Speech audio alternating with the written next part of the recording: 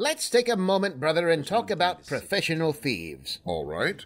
Are you for or against? Well, that's a complicated ethical question, Chan. Are we talking about thievery employed by a well-intentioned rogue like Robin Hood, or someone with darker, more sinister purposes like the Frito Bandito or the Hamburglar? On what part of that spectrum do the children who stalk Lucky the Leprechaun fall? That's not really about thievery, Chan. If their end goal was just marshmallow cereal, the kids would be shaking down grocery stores, not hunting down little people in the Irish wilderness.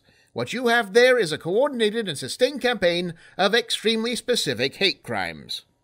So a little bit worse than the Hamburglar, basically. Ethically speaking, brother, do you believe it's always wrong to steal? For instance, if a man steals a loaf of bread to feed his starving family. Well, Chan, theft is theft, regardless of motivation, but there are certainly types of larceny that are more easily forgiven. The societal key, however, is that these offenses are forgivable rather than justifiable. It has been said that theft is the only true crime, whether the thing being stolen is money, life, or dignity.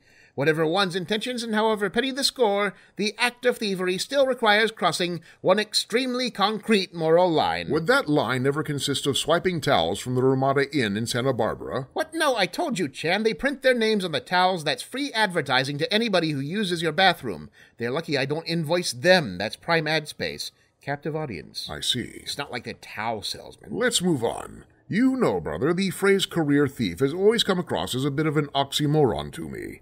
Isn't the entire point of thieving very specifically to avoid having an actual career? No, brother, you're thinking of YouTube personality. I think we're just dealing with a fuzzy classification system that doesn't take into account the entire spectrum of full-time thieves.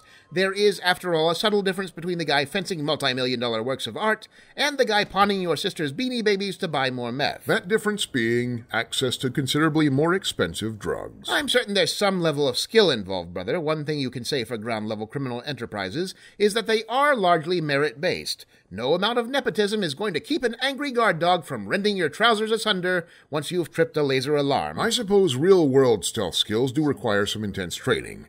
Certainly more than in the typical stealth game environment, wherein the guards have neither peripheral vision nor object permanence. Victory requires naught but to sneak, wait, sneak some more. Or, in your case, brother, sneak, immediately trip an alarm, and turn the area into a bloodbath. I admit I don't really have the patience for traditional stealth game mechanics. It's like watching Mr. Bean playing a ninja that gets infected with the rage virus. Laugh if you will, but games are forgiving enough now that there's really no compelling reason to be stealthy. Maybe in the early Splinter Cell or Metal Gear games, being caught was a death sentence, but in modern titles, you're more than powerful enough to deal with any guards who find you. What are they going to threaten you with? Halt, or we'll all die pathetically at your hands. I suppose it is more efficient if you can make peace with breaking immersion and utterly compromising your in-game character. Oh yes, I feel so badly about bending the rules in the game about stealing everything. Come on. Those hotel towels changed you, brother.